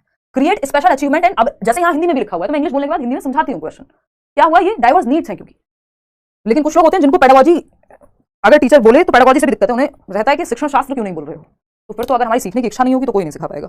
फिर create special achievement and remedial sections, special achievement किस बेसिस पे, क्यों, पहले डाइवर्स नीड्स है तो मल्टीपल तरीके से पढ़ा लो, मल्टीपल तरीके अपनाओगे उसमें अपने आप आ जाएगा रेमेडियल सेक्शंस और ये सब। Do ability grouping with in class, देखिए मिक्स्ड एबिलिटी ग्रुपिंग करनी होती है, अगर करनी भी पड़े बच्चों के ग्रुप्स बनाने भी पड़े तो आपको मिक्स्ड एबिलिटी ग्रुपिंग करनी होती है, यानी अलग अलग तरह के बच्चे, हेटेरोजेनस एबिलिटी जिसमें मिक्स्ड एबिलिटी ग्रुपिंग हो। ऐसा ना हो कि एक ही तरह के बच्चों को आपने ए सेक्शन डाल दिया जिनके 90% आते हैं, बाकी सबको डी में डाल दिया, तो मिक्स ग्रुपिंग होनी चाहिए अगर जरूरत पड़े तो, एक जैसी क्षमताओं वाले बच्चों को साथ रखने की। क्वेश्चन नंबर 15 देखना एक बार, होमोजेनस ग्रुपिंग नहीं होनी चाहिए। Formative assessment is generally used, रचनात्मक मूल्यांकन का आमतौर पर उपयोग किया जाता है कैसे। रचनात्मक फॉर्मेटिव असेसमेंट, फॉर्मेटिव असेसमेंट क्या है, एक्टिविटीज के माध्यम से आप आकलन कर रहे हैं बच्चे का, जजमेंट के लिए नहीं, फीडबैक के लिए, इंप्रूवमेंट के लिए। समेटिव असेसमेंट होता है आप एक तरह से बच्चों को जांचना चाह रहे हैं कितना आता है उसको, ठीक है ना, वो जजमेंट बेस्ड होता है, जैसे आपका हाफ ईयरली या ईयरली। तो formative assessment is generally used, रचनात्मक मूल्यांकन आमतौर पर कैसे उपयोग में लाया जाता है। फर्स्ट ऑप्शन है to provide teachers with a rational basis for preparing test और एग्जाम पेपर्स, यानी टीचर्स को एक्स्ट्रा मटेरियल दे दो जिसमें वो एग्जाम पेपर तैयार करें, ये फॉर्मेटिव असेसमेंट है नहीं। To help teachers plan better and provide supportive non evaluative feedback to students, शिक्षकों को बेहतर योजना बनाने और छात्रों को सहायक गैर मूल्यांकनात्मक प्रतिक्रिया प्रदान करने में मदद करना। या फिर to help students develop good test taking skills, अच्छा टेस्ट दे पाए, नहीं। टू डिस्क्रिमिनेट एप्रोप्रिएटली, डिस्क्रिमिनेट कर पाए बच्चों के लेवल में, ये और खराब है। तो बच्चों को आपको एक्टिव रखना है, एक्टिविटी बेस्ड होता है फॉर्मेटिव असेसमेंट, फीडबैक के लिए होता है बच्चे ने कितना सीखा, कैसे और बेहतर सिखा सकते हैं। शिक्षकों को बेहतर योजना बनाने और छात्रों को सहायक गैर मूल्यांकन यानी non evaluative feedback to students. Non evaluative कैसा है कि इतने परसेंट तुम पास हो, फेल हो, बुद्धू हो, ये सब नहीं, वो कैसे बेहतर करे, कितना अच्छे से करता है, कहां उसकी स्ट्रेंथ है, ये सब जान पाएंगे आप। इवैल्यूएटिव हो जाएगा कि इतने परसेंट ले आए, उस पर ध्यान नहीं होना चाहिए, तो सेकंड ऑप्शन हो जाएगा। क्वेश्चन नंबर 16 देखना, मल्टीकल्चरल एजुकेशन यानी बहुसांस्कृतिक शिक्षा, यानी कई सारी संस्कृतियों के बच्चे जहां शामिल हैं वहां पे हम बच्चों को क्या सिखाने का एम रखेंगे या कैसे सिखाएंगे। पहला ऑप्शन है educational inequality for children from different cultures within a classroom, बच्चों के लिए शैक्षिक असमानता का माहौल पैदा कर देंगे कि इनइक्वालिटी के कौन सा बच्चा किस कल्चर से आ रहा है उस हिसाब से कुछ को तो महत्वपूर्ण मानेंगे, कुछ को नहीं मानेंगे। Educational equity for children from different cultures within a classroom, बच्चों के लिए शैक्षिक समता, समानता भी नहीं, इक्विटी लिखा है ना, तो इक्विटी समानता से कई बार बेटर होती है, यानी इक्वालिटी से बेटर होती है इक्विटी, ठीक। समता क्या है, समता बनता नहीं है, समता है, ठीक है ना। समता क्या है भाई, ये इस बात का बच्चों के लिए शैक्षिक समता कक्षा के भीतर विभिन्न संस्कृतियों का निर्माण करती है, यानी अगर आपने एजुकेशनल इक्विटी क्या है, अगर कोई बच्चा है जिसको देर से समझ में आती है कोई चीज या किसी ऐसे बैकग्राउंड से आता है जहां उसको बहुत ज्यादा बोलने का मौका नहीं दिया गया या स्कूल की भाषा नहीं आती उसे, तो आप उसको अपनी भाषा में बात करने देंगे, यानी जैसी नीड होगी जिस बच्चे की एज पर नीड आप डिसीजन लेंगे, एक्टिविटी करेंगे। फॉर एग्जाम्पल अगर हम बात करें तो क्या हो सकता है यहाँ पे इक्वालिटी क्या है, इसका एग्जांपल हालांकि हम बहुत बार बैचेस में डिस्कस करते हैं, वो मैच वाला एग्जांपल मैं बहुत सालों से दे रही हूँ कि जिसमें वो एक बेंच मिल जाती है जिसकी हाइट कम है उसके लिए भी सेम बेंच, जिसकी हाइट ज्यादा है उसके लिए भी, जिसकी हाइट बहुत ज्यादा है उसके लिए भी सेम बेंच, जो कि जरूरत नहीं है, जिसकी हाइट ज्यादा है उसको सेम बेंच की जरूरत नहीं, बल्कि उस बंदे को एक और एक्स्ट्रा बेंच दे दो आप जिसकी हाइट बहुत कम है, ताकि वो भी देख पाए एक मैच जब देखने गए हैं। तो ये वाली पिक्चर मैंने आपको बहुत बार दिखाई है। खैर, इक्वालिटी है समानता के बराबर बांट दो, कोई भी चीज है बराबर होनी चाहिए सब कुछ, कि हमारी जॉब करने की, एजुकेशन की अपॉर्चुनिटी, सारी चीजें हमें बराबर मिलनी चाहिए, ये है इक्वालिटी। इक्विटी क्या है, इक्विटी है समता, कि इक्वालिटी की बात तो तब करिए पहले आपने इक्विटी को ध्यान में रखा कि नहीं। बिहार में या और भी कई जगह पे फीमेल्स को रिलैक्सेशन है, आप गवर्नमेंट जॉब का फॉर्म भरने जाएंगे, फीमेल्स के केस में ज्यादातर वो 100 रुपए 200 रुपए जो भी लगते हैं वो भी नहीं लगते। सीटेट की बात नहीं कर रही मैं, प्रॉपर गवर्नमेंट जॉब की बात कर रही हूँ, जैसे D+D का एग्जाम भी है फॉर दैट मैटर, तो फ्री होता है गर्ल्स के लिए, फीमेल्स के लिए, वुमेन के लिए जो है वो फ्री है, पेपर की फीस नहीं देनी है। क्यों? क्योंकि बहुत सारे माँ बाप कई बार बढ़ावा नहीं देते बच्चों को, स्पेशली लड़कियों को, कि वो पढ़ें, वो अपनी जिद से पढ़ लें या जो भी है। या बिहार में अगर हम देखें तो गवर्नमेंट जॉब्स में रिलैक्सेशन है फीमेल्स को, क्यों? क्योंकि उनको इक्वालिटी पे रखा ही नहीं गया, जिसको बराबर रखा ही नहीं गया उसको बराबर थोड़ी ना कहोगे। एक व्यक्ति जिसका पैर ठीक से काम नहीं करता और जो व्हील चेयर पे, उसको थोड़ी कहोगे जिसके हाथ पैर ठीक है उसके साथ दौड़ लगाओ और देखते हैं कौन जीतेगा। पहले आपको ऊपर लेके तो आना पड़ेगा, इक्विटी का इस्तेमाल तो करो कि जिनको मौका मिला ही नहीं उनको आगे तो लेके आएंगे आप। तो इक्विटी होती है एज पर नीड, कि हम कहते हैं मेट्रो में भी, दिल्ली मेट्रो में अनाउंसमेंट होता था 2019 में, मैं लास्ट टाइम ट्रेवल किया था, तो कि पहला डिब्बा महिलाओं के लिए आरक्षित है, यानी जो फर्स्ट कोच है ट्रेन का that is reserve for women.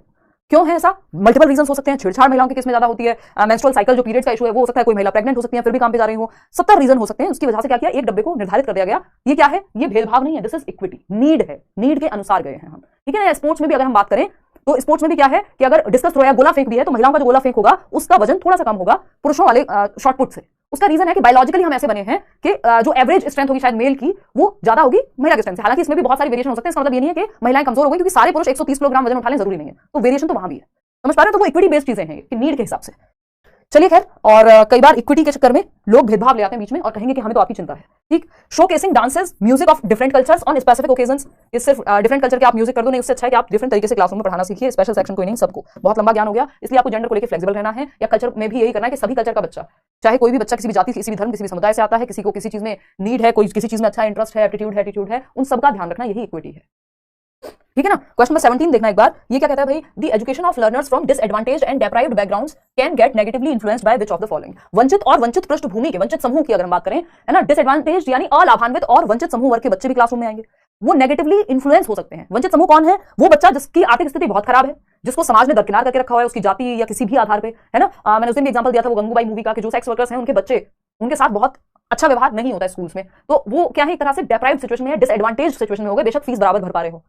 तो उन बच्चों को नेगेटिवली कैसे वो इंपैक्ट होंगे, नकारात्मक रूप से प्रभावित कौन सी चीज कर सकती है? स्टीरियोटाइप्स, बिल्कुल, क्योंकि हमने स्टीरियोटाइप बना लिया है, ये बच्चा ये तो बहुत खराब बच्चा है, इस जाति का है, ऐसी भाषा बोलता है, इसकी घर की स्थिति ये है, सामाजिक आर्थिक रूप से हाशिए पे है, डेप्राइव्ड है, तो हमने कह लिया कि ये स्टीरियोटाइप बना सकता है कोई दिमाग में, हाँ, तो बच्चे का नुकसान होगा, नेगेटिवली इन्फ्लुएंस होगा। Lack of understanding of local knowledge systems, यानी स्थानीय ज्ञान प्रणालियों की समझ का अभाव यदि है किसी टीचर को, तो क्या होगा, उससे भी बच्चा नेगेटिवली प्रभावित होगा, क्योंकि आपको उसके आसपास का माहौल नहीं पता बच्चे के आसपास का, तो आप वैसा एग्जांपल दे ही नहीं पाएंगे। फिर है टॉप डाउन करिकुलम। देखिए टॉप डाउन करिकुलम क्या है, छोटी छोटी बातों पे ध्यान नहीं दे पाता कई बार, ये ओवरऑल जनरल बातों पे ध्यान देता है, लेकिन यहाँ पे डिटेल्स में ध्यान नहीं देता। जो डिटेल्स में ध्यान देगा बॉटम अप, छोटे से, हम बिल्कुल एक छोटी सी डिटेल से ऊपर की तरफ जा रहे होंगे, वहीं ये बेसिक्स पे ध्यान नहीं देता कई बार, मतलब ऐसी दिक्कत बच्चों को आ जाती है क्योंकि उसके अगर बेसिक्स क्लियर नहीं है तो उसको टॉप डाउन से समझ नहीं आएगा, तो ये भी नेगेटिवली ही इन्फ्लुएंस करेगा। Curriculum based on local culture and language, ये तो हेल्पफुल है, ये नेगेटिव नहीं है कि आपका करिकुलम ऐसा हो जिस संस्कृति से, जिस स्थान से बच्चा आ रहा है वो उन एग्जांपल से रिलेट कर पाए।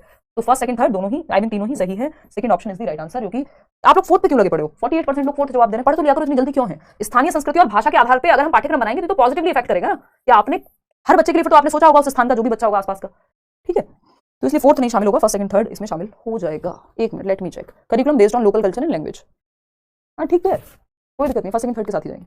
क्वेश्चन 18 देखना एक बार, क्वेश्चन 18 क्या कहता है, creative thinking is not facilitated bye which of the following, यानी रचनात्मकता, आउट ऑफ द बॉक्स सोचना, कुछ नया कुछ डिफरेंट सोचना, किससे जुड़ा हुआ नहीं है। ओरिजिनलिटी से 4 एलिमेंट होते हैं, बहुत बार बताएं, FFOE, फ्लेक्सिबिलिटी होती है, लचीलापन होता है, विचारों में फ्लुएंसी होती है, यानी बहुत सारे विचार आ रहे होते हैं एक साथ, एक विचार काम ना करे दूसरा, इस बात की फ्लेक्सिबिलिटी है। ओरिजिनलिटी यानी क्या होगा, एक मौलिकता पाई जाएगी, है ना। एलिजिबिलिटी, आपका इलैबोरेशन यानी उसको डिटेल में समझ पाएंगे, जो भी आइडिया आपको आया है उस पर डिटेल में जा पाएंगे। तो ओरिजिनलिटी होती है क्रिएटिव थिंकिंग में। टॉलरेंस ऑफ एम्बिग्यूटी, यानी अभी स्पष्टता नहीं है बट आ जाएगी, तो उस आइडिया के साथ बैठे हैं आप, परेशान हैं थोड़े से, लेकिन फिर भी आप बैठे हैं उस आइडिया के साथ, कुछ नया सोचेंगे, कोई तरीका निकलेगा। फ्लेक्सिबिलिटी होती है थिंकिंग में, लेकिन कन्वर्जेंट थिंकिंग का कोई ताल्लुक नहीं है अभिसारी चिंतन का क्रिएटिविटी से, ये तो उल्टा है। मैंने आपको बताया हुआ है DC साथ जाता है, CC साथ नहीं जाता, यानी कन्वर्जेंट थिंकिंग और क्रिएटिविटी साथ नहीं चलते, डाइवर्जेंट थिंकिंग और क्रिएटिविटी साथ चलते हैं। तो डाइवर्जेंट थिंकिंग यानी अपसारी सोच दिशाओं में सोचना। इस क्वेश्चन को सॉल्व करने में आपको कन्वर्जेंट थिंकिंग लगी है, और इस क्वेश्चन को सॉल्व करने में आपने कोई नया आंसर दुनिया से नहीं निकाल के दे दिया, यहीं पे आंसर था, उसी को चूज कर लिया है। ये है कन्वर्जेंट थिंकिंग, 4 ऑप्शन है, एक चूज करना है। डाइवर्जेंट थिंकिंग क्या है, उत्तर पता ही नहीं है, खुद से लिखेंगे अलग अलग दिशाओं में सोच के, तो ये है थर्ड ऑप्शन आपका। क्वेश्चन नंबर 19 देखिएगा, आज मुझे लग रहा है कुछ ज्यादा ही डिस्कशन हो जा रहा है।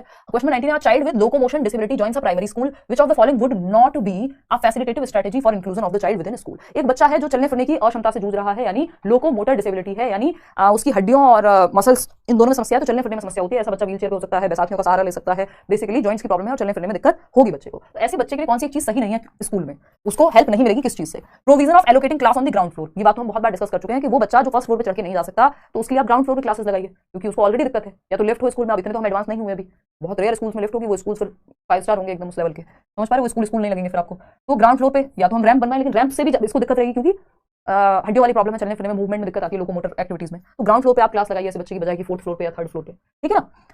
अगर हम बात करते हैं टीचर्स के केस में भी ऐसा ही होना चाहिए, है ना।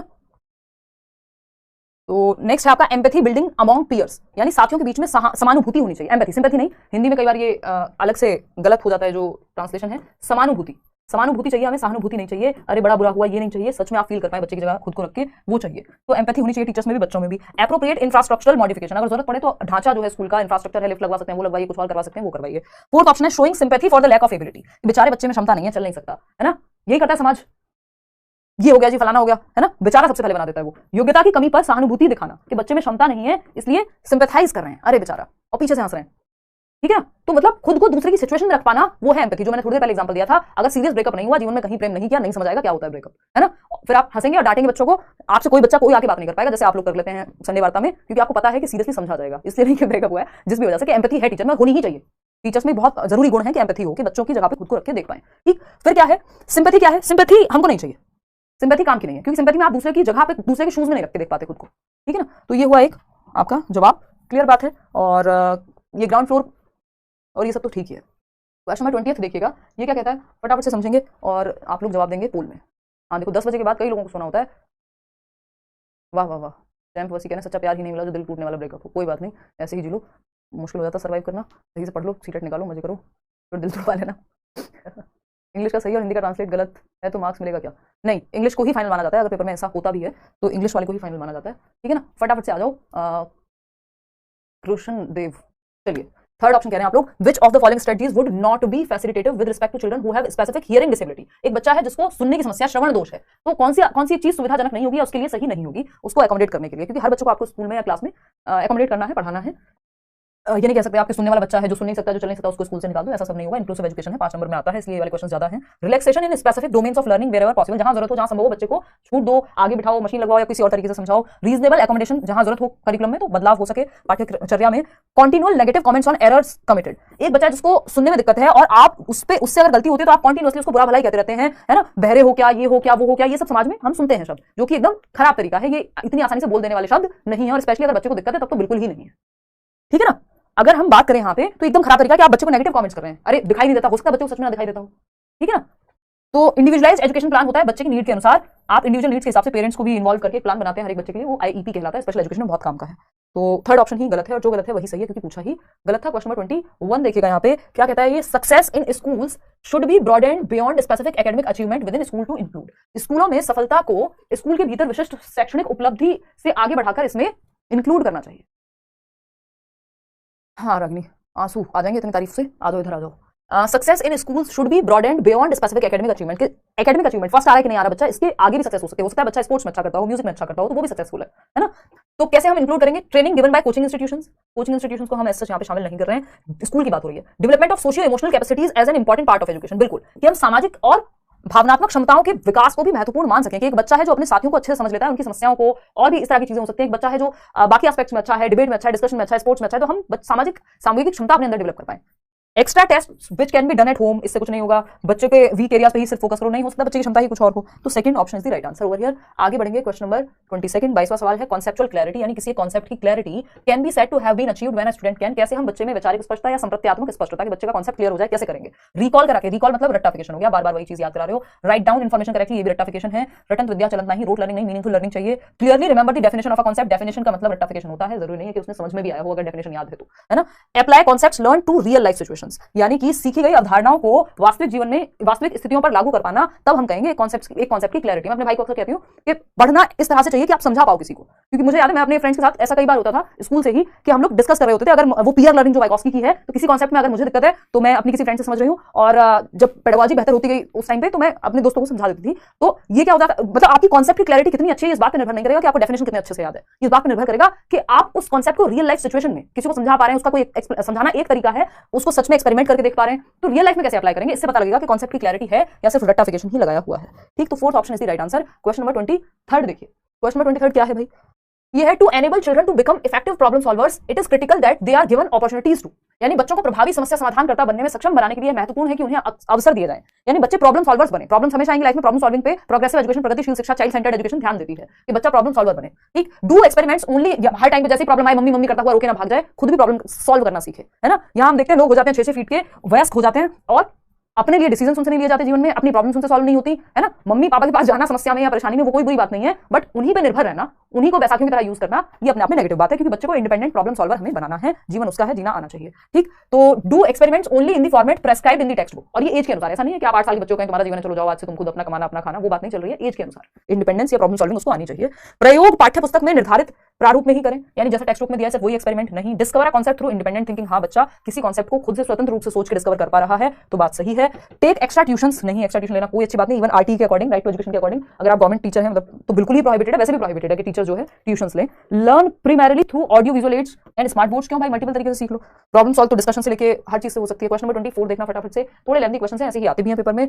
The errors that children make during the learning process can be, सीखने की प्रक्रिया में बच्चे जो गलतियां करते हैं, वैसा तो नहीं है कि बच्चे गलतियां नहीं करेंगे, जब गलतियां नहीं करेंगे तो सीखेंगे भी नहीं, बिना गलती करे कैसे सीख सकता है कोई, कभी ना कभी तो करी होगी। Use to ascertain their current ability and intelligence, यानी बच्चे की वर्तमान क्षमता और बुद्धिमत्ता का पता लगाने के लिए उपयोग किया जाता है कि जो बच्चे गलतियां कर रहे हैं लर्निंग प्रोसेस में, उससे पता लगता है कि उनका करंट लेवल क्या है, बुद्धि का स्तर क्या है, या फिर रेक्टिफाई कर देना चाहिए तुरंत विदाउट फीडबैक, उनको फीडबैक भी मत दो और बस करेक्ट कर दो तो उससे कोई फायदा नहीं होगा। Seen as normal and acceptable part of cognitive development, ठीक लग रहा है ये। और distraction in the learning process, distraction नहीं है, इंपॉर्टेंट है, लर्निंग का पार्ट है सीखना, यानी एरर्स जो है पार्ट ऑफ लर्निंग है, ठीक। उनकी वर्तमान क्षमता और बुद्धि का पता लगाने के लिए उपयोग किया जाना चाहिए, यानी अगर बच्चों से गलतियां हो रही हैं तो make during the learning process can be, तो उस पर ठप्पा नहीं लगाना है, हमें पता लग सकता है कि क्या करंट लेवल है, लेकिन साथ में नहीं है, इसमें सीधा सीधा लिखा हुआ है कि गलतियों को उनके खिलाफ यूज कर लो कि कितना दिमाग है उनमें, तो वो गड़बड़ हो जाएगा। यहाँ पे seen as normal and acceptable part of cognitive development, कि बच्चे का संज्ञान या उसका दिमाग जब विकसित हो रहा होगा तो गलतियां उसका एक हिस्सा है। क्वेश्चन नंबर 25 देखना एक बार और जवाब देना। ये क्या कहता है, what is the role of children's emotions in learning, यानी सीखने में बच्चों की भावनाओं की क्या भूमिका है। तो इमोशंस, बच्चों के इमोशंस का क्या रोल है। इमोशंस डिस्ट्रैक्ट करते हैं, हमें पॉजिटिव मानना है, उनको कंट्रोल करके रखो, ये एकदम खराब तरीका है। कितना ज्यादा कंट्रोल करेंगे आप लंबे समय तक फट के निकल जाएंगे। किसने कहा है,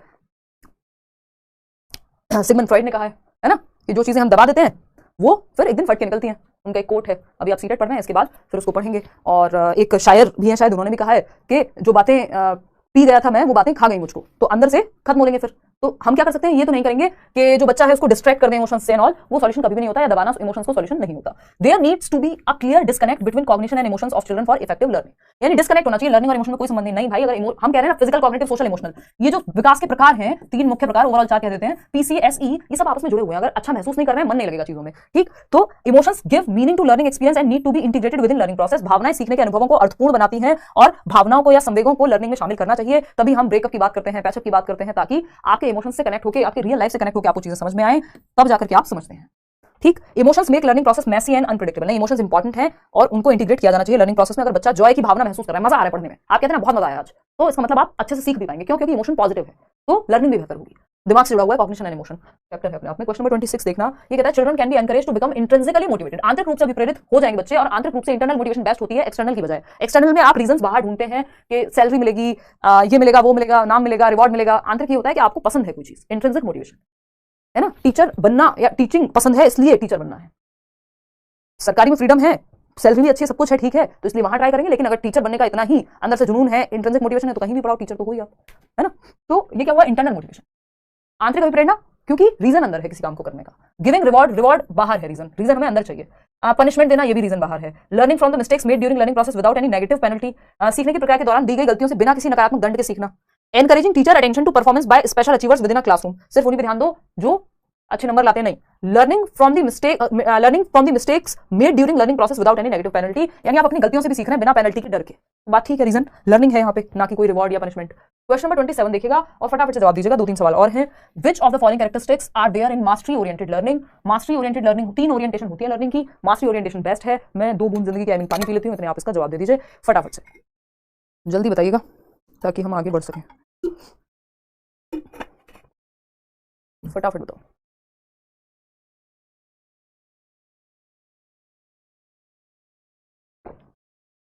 सोनू देवनाथ कह रहे हैं मेरा सीटेट क्लियर हो गया है ओनली बिकॉज ऑफ यू, धन्यवाद जी। रजिस्ट्रेशन के लिए साइन अप किया, फिर डिटेल्स भरी करियर ऐप में, देन वेरिफिकेशन कोड डाला तो वहां पर ऐसा लिखा आता है please submit device token, what should I do. इसने इसका हम कल एक बार टीम से बातचीत करके बता देंगे, नहीं तो वेबसाइट से भी फिर आप जाके ले सकते हो, और कोर्स तो वेबसाइट से ही लेना। CW20 वहाँ का कुछ कूपन कोड टाइप है। बगल में मम्मी बैठी आपका क्लास देख रहे हैं, आपकी बात सुन रही हैं, कहीं अभी ही मैं लात मारने की जाओ, अब अपना देखो प्लीज मैम, हम लड़कों का थोड़ा सा इज्जत का ख्याल रखिए। अच्छा, नहीं अभी तैयारी कराएंगे माँ बाप, ऐसी बात नहीं। और भारत में तो बच्चे ही रहते हैं इंडिया में, है ना, जब तक भी आप हैं तब तक बच्चे ही हैं। देखिएगा एक बार, समझते हैं कहानी क्या है और देखते हैं लड़कों क्या। मैं लड़कों के लिए बोलती हूँ, सिर्फ लड़के लड़कियों सबके बात है, मैं तो जेंडर न्यूट्रल बात करती हूँ यार, है जहाँ सेंसिटिव होने की जरूरत है वहाँ वो बात होती है, नहीं तो ऐसा थोड़ी है कि कोई लड़कों से दुश्मनी चल रही है यहाँ पे, लड़का लड़की वाला वो चल रहा है, नहीं चल रहा है ऐसा कुछ, है ना। देखिएगा, which of the following characteristics are there in mastery oriented learners, यानी जो मास्टरी ओरिएंटेड लर्नर्स हैं, जिनका ध्यान मास्टरी पे है कि हमें किसी चीज में मास्टर बनना है, वो किस ऑप्शन को देख के पता लगेगा। लो फियर ऑफ फेलियर, यानी विफलता का डर कम है, और इंक्रीमेंटल व्यू ऑफ एबिलिटी, कि मैं सीख सकता हूं, अभी गलतियां हो रही हैं लेकिन मैं अपनी एबिलिटी को बढ़ा सकता हूं, जो ये सोचेगा वो मास्टरी की तरफ जाएगा। और फियर ऑफ फेलियर है नहीं उतना, कोई बात नहीं, फेल हुए तो हुए, ठीक है, मास्टरी ओरिएंटेशन लग रही है, लेकिन फिर भी देखते हैं हाई फियर ऑफ फेलियर में मास्टरी नहीं हासिल हो पाएगी, या तो वो फेलियर से बचेगा किसी तरह से। एंटिटी व्यू ऑफ एबिलिटी, यानी एंटिटी व्यू मतलब फिक्स्ड व्यू है कि भैया क्षमता तो आईक्यू तो बस एक बार मिल जाता है, अब मैं क्या करूं, मेरे में तो दिमाग ही नहीं है, मैं तो इतना ही कर सकता हूं, जबकि आपने अपनी तरफ से बेस्ट दिया ही नहीं, अपना 100% दिया ही नहीं। ठीक है ना। Low fear of failure but entity view है एबिलिटी का, फेलियर का डर नहीं, बट आपको लगता है आपसे होगा ही नहीं, आपकी बस का ही नहीं है ना, आप में क्षमता ही नहीं है क्योंकि आपकी एबिलिटी फिक्स आपने मान ली है। हाई फियर ऑफ फेलियर या incremental view of ability, incremental view तो पॉजिटिव है, लेकिन फियर ऑफ फेलियर अगर बहुत ज्यादा होगा तब भी आप नहीं सीख पाएंगे। तो आपको फियर ऑफ फेलियर थोड़ा लो करना है कि देखा जाएगा, जो होगा अपनी तरफ से तो बेस्ट देके देख लूं, और जो अपना बेस्ट देते हैं उनकी क्षमताएं बढ़ सकती हैं, उनकी एबिलिटी इंक्रीज हो जाती है। लोग बहुत बहुत वीक होते हैं किसी सब्जेक्ट में, उसको भी बेहतर कर लेते हैं। क्यों? क्योंकि एक तो फियर ऑफ फेलियर कम कर लिया है, दूसरा इंक्रीमेंटल व्यू ऑफ एबिलिटी यानी क्षमता को बढ़ाया जा सकता है, ऐसा नहीं है कि वो फिक्स है। ठीक, तो first option is the right answer. Question number 28 देखिएगा फटाफट से। Which of the following is a hindrance in effective problem solving, यानी एक ठीक ठाक समस्या समाधान में, एक प्रभावी समस्या समाधान में कौन सी चीज एक रुकावट बनेगी या फिर हिंड्रेंस बनेगी। हिंड्रेंस मतलब प्रॉब्लम बनेगी या बैरियर बनेगी। कई बार हर बार अलग अलग तरीके से क्वेश्चन आता है, कभी बैरियर लिखा होगा, कभी हिंड्रेंस लिखा होगा, कभी लिखा होगा डेट्रीमेंटल बनेगी प्रॉब्लम सॉल्विंग में, है ना। तो ये कई सारे शब्द हैं जो यूज हो जाते हैं डेट्रीमेंटल। अब डेट्रीमेंटल देख के कई लोगों के सर में दर्द हो जाता है, और हिंदी में भी अगर इसी तरह का शब्द लिखा हो तो फिर तो और ज्यादा। तो निम्नलिखित में से कौन प्रभावी समस्या समाधान में बाधा है। Activating the right schema, problem solving के लिए क्या होगा, राइट स्कीमा को अगर आप एक्टिवेट करें, सही स्कीमा सक्रिय करना, चाहे वो राइट ब्रेन का हो लेफ्ट ब्रेन का हो, जो आपकी प्रीवियस नॉलेज है उस चीज को लेके वो आपके दिमाग में क्लिक हो जाए सही समय पे। ठीक बात है, ये तो पॉजिटिव है। रिस्पॉन्स सेट नेगेटिव है, ये हिंड्रेंस है, ये प्रॉब्लम क्रिएट करेगा, प्रॉब्लम सॉल्विंग नहीं हो पाएगी। यदि आपने प्रतिक्रिया को फिक्स कर लिया है कि प्रॉब्लम कोई भी हो, मम्मी क्या कहती है, बेटा इस फोन ही है सारी चीजों की जड़, पेट में दर्द हो, कोई और दुनिया की समस्या हो, कई चीजों की जड़ हो भी सकता है फोन, बट हर बात के लिए एक ही सॉल्यूशन, कुछ नया नहीं सोच पा रहे हैं तो प्रॉब्लम सॉल्व नहीं होंगी, क्योंकि हमेशा पुरानी प्रॉब्लम्स थोड़ी आएंगी लाइफ में। Identification of the real problem, की वास्तविक समस्या की पहले पहचान करें। एप्लीकेशन ऑफ ह्यूरिस्टिक्स और general problem solving strategies, heuristics होते हैं हमारे जुगाड़ कि रिमोट नहीं चल रहा, हमें पता है ये करके पहले चल गया था, इस बार भी चल जाएगा, तो हमने जुगाड़ अपना लिया। ठीक, तो ये है ह्यूरिस्टिक। तो प्रतिक्रिया सेट, रिस्पॉन्स सेट कोई तरीका नहीं है प्रॉब्लम सॉल्विंग का। क्वेश्चन नंबर 29 पे चलेंगे और समझेंगे फटाफट से। ये क्या है, ये है encouraging students to compete among themselves in the classroom can have the following consequences, which of these would you perceive to be harmful for a child's growth. यानी क्लासरूम में यदि हम कला काट प्रतिस्पर्धा यानी कट थ्रोट कंपटीशन, इससे आगे निकलना है उससे आगे निकलना है, बस पूरी जिंदगी इसमें लगा देंगे, माँ बाप भी यही करते रहते हैं, बच्चा जीवन में कभी खुशी नहीं हो पाता, फिर वो जीत भी जाता है तब भी उसको लगता है पता नहीं किससे जीता हूं, अभी तो दुनिया बची हुई है ना, प्राइम मिनिस्टर तो बना नहीं, टीचर ही बन के रह गया। इस तरह की बातें सोच लोगे फिर आपकी जीवन भर से सिर्फ कंपटीशन पे ध्यान था, आपको क्या करना था, आपको क्या चाहिए था, इस बात पे आपने देखा ही नहीं। ठीक, तो कक्षा में छात्रों को आपस में प्रतिस्पर्धा करने के लिए, प्रोत्साहित करने के लिए निम्नलिखित परिणाम हो सकते हैं। आप इनमें से किसे बच्चे के विकास के लिए हानिकारक मानते हैं, है ना। सेहत के लिए कौन सा हानिकारक है, जो तरीका है, यदि हम मानते हैं कि ये जो कंपटीशन को हम ज्यादा बढ़ावा दे रहे हैं, जरूरत से ज्यादा कॉम्पिटिटिव एग्जाम्स हैं, स्थिति ऐसी है, कंपटीशन है नो डाउट, लेकिन जरूरत से ज्यादा बढ़ावा देना क्या करेगा कंपटीशन। जरूरत से ज्यादा क्या है, क्लासरूम में अगर आप बढ़ावा भी दे रहे हैं कंपटीशन को कि इससे आगे निकलो उससे आगे निकलो, बजाय कि आप क्या कर सकते हैं कि खुद से आगे निकलो, खुद से बेहतर करने की कोशिश करो। ठीक है ना। तो ये हार्मफुल कैसे होगा, it creates winners and losers with in a classroom. बिल्कुल सही बात है, कुछ बच्चे तो विनर्स बन जाएंगे जो फर्स्ट आ रहे होंगे, ज्यादा नंबर ला रहे होंगे, दूसरों को आप लूजर कहेंगे। It increases the stress and anxiety level of students. बिल्कुल सही बात है, जिससे दिमाग की जो ग्रोथ है वो हैम्पर होगी, क्योंकि ज्यादा स्ट्रेस और एंजाइटी में दिमाग ठीक से डेवलप नहीं हो पाएगा। It can create star students within a classroom whose achievement can be source of pride for school. Star achievers को बना देगा, देखो ये स्टार है हमारे स्कूल के, बाकी बच्चे नहीं है क्या, वो किसी और तरीके से स्टार होंगे, है ना, लेकिन ये तो हमने सीखा ही नहीं बड़े होते हुए। It can prepare students to fit into the competitive market based on economics, यानी कि ये बच्चों को फिट कर देगा कि इकोनॉमिक्स के बेसिस पे जहां पैसा ज्यादा है वहीं उसी कंपटीशन में जाओ, है ना, यही करो, यही ठीक है, सरकारी नौकरी नहीं मिली जीवन खराब, है ना। हालांकि ऑफ कोर्स अच्छी बात है कि आपका जीवन थोड़ा आसान हो जाएगा, आपको मेहनत करनी चाहिए अगर आप तैयारी कर रहे हैं, सब कुछ है, लेकिन ये अप्रोच भी खराब है कि आपका इंटरेस्ट नहीं है फिर भी आप कर रहे हैं। और इसकी कई बार अगर सच कहा जाए तो हमारे पास ये प्रिविलेज होता नहीं है जब तक हम बड़े होते हैं, जब तक आप तैयारी के माहौल में आ गए हैं, डिग्रीज लेकर के इतना पैसा लगा के, अब आपके पास जिम्मेदारियां हैं, दुनिया भर की चीजें हैं, तो आज तो आपको ये कहना कि नहीं नहीं वो देखो जो आपको करना हो, थोड़ा सा मुश्किल होगा, क्योंकि सबकी परिस्थितियां अलग होती हैं। लेकिन बच्चों के केस में ये किया जाए तो बेहतर है ना, और अपने केस में भी जब मौका मिले जीवन में, अगर उतना करेज है या कर सकते हो किसी भी तरह से, तो कोई बुरी बात नहीं है। क्वेश्चन नंबर 30 देखिएगा, which of the following factors contributes towards overall development of a child. निम्न में से कौन सा कारक बच्चे के संपूर्ण या जिसको हम कहते हैं सर्वांगीण विकास के लिए जिम्मेदार है या हेल्पफुल है। हेरिडिटी, यानी उसको हेरिडिटी से क्षमता कैसी मिली है, कोई बीमारी तो नहीं मिल गई है, तो बिल्कुल जिम्मेदार है। अगर हेरिडिटी अच्छी मिलेगी बच्चे का डेवलपमेंट अच्छा होगा। फिजिकल एनवायरमेंट कैसा मिला है, यानी भौतिक वातावरण जिसको हम कहते हैं कि जलवायु कैसी है, पॉल्यूशन तो ज्यादा नहीं है, शोर शराबा ये सारी चीजें तो नहीं है, जल पानी वानी सब ठीक से मिल रहा है नहीं, सामाजिक कॉन्टेक्स्ट लड़ाइयां तो नहीं हो रही हैं, कहीं वॉर में तो बच्चा पैदा नहीं हो गया है, तो ये भी प्रभावित करेगा। तो तीनों ही चीजें प्रभावित करेंगी, first second and third. Fourth option is the right answer. Out of 30 कितने क्वेश्चन आपके ठीक हुए वो आप बताएंगे। ये टेलीग्राम चैनल पे लेट्स लर्न स्क्वाड आपको मिल जाएगा पीडीएफ विद आंसर्स कल, और सीटेट के बैच में आप एनरोल कर सकते हैं। सारी थियरी सब कुछ हम डिटेल में डिस्कस कर रहे हैं, मॉक टेस्ट से लेके आपका प्रीवियस ईयर से लेके नोट से लेके क्लासेस से लेके हर सब्जेक्ट की पेपर 1 पेपर 2 सब कुछ आपको हाँ एक साथ मिल जाएगा। एक सिंगल किताब भी फिर आपको लेने की आवश्यकता एज सच नहीं रहेगी। चलिए आज के लिए हम इतना ही रखेंगे। अब हम मिलेंगे कब, लाइक शेयर सब्सक्राइब तो आप कर ही चुके होंगे, नहीं किया हो कर लीजिएगा। अपने दोस्तों को भी कहो बेटा पढ़ लो आकर के, है ना, दोस्तों से तो ऐसी बात करते हैं ना लोग बेटा कह के, तो उनको कहो कि आ जाओ भाई पढ़ लो, और पेपर आ रहे धीरे धीरे पास, तैयारी कर लो। मंडे से हम शाम को 7 बजे मिलेंगे, टाइम याद रखिएगा, मैं क्लास लगवा दूंगी। और अगर हम देखें 7 PM अब आपकी क्लास 9 बजे वाली शिफ्ट हो जाएगी, 7 से 8 साढ़े 8 जितने भी होंगे, मतलब 1.5 घंटा 1 घंटा जितनी भी देर की क्लास होती है 7 से 8 में। रखेंगे आउट ऑफ 30 कितना आपने स्कोर किया। नंबर से ज़्यादा जरूरी कि आपका कॉन्सेप्ट क्लियर हुआ कि नहीं हुआ। रश्मि तो 15 कह रही है, 24, 20, 30, कई लोग लेट आए ना 26। चलिए धन्यवाद आज के लिए। कोई और डाउट हो कुछ मन में हो तो आप सवाल पूछ लीजिएगा। Thank you so much. ऐसी प्रैक्टिस करते रहेंगे, अपने आप स्कोर बढ़ना शुरू हो जाएगा, क्योंकि कॉन्सेप्चुअल क्लैरिटी पे भी हमारा फोकस है। चलिए धन्यवाद। अब सैटरडे आपका ऑफ रहेगा, संडे ऑफ रहेगा। संडे को मैं शायद संडे वार्ता इस बार लूंगी रात को 9 बजे ही, तो या हो सकता है 7 बजे ले लूँ। तो संडे मिलते हैं, एक बार बातचीत करेंगे। इंस्टाग्राम पे मैं कुछ क्वेश्चंस आप लोगों से पूछती हूँ, उसके फिर जवाब देंगे। महीने में, 1.5 महीने में, 2 महीने में जब भी मौका मिलता है ये करते हैं हम।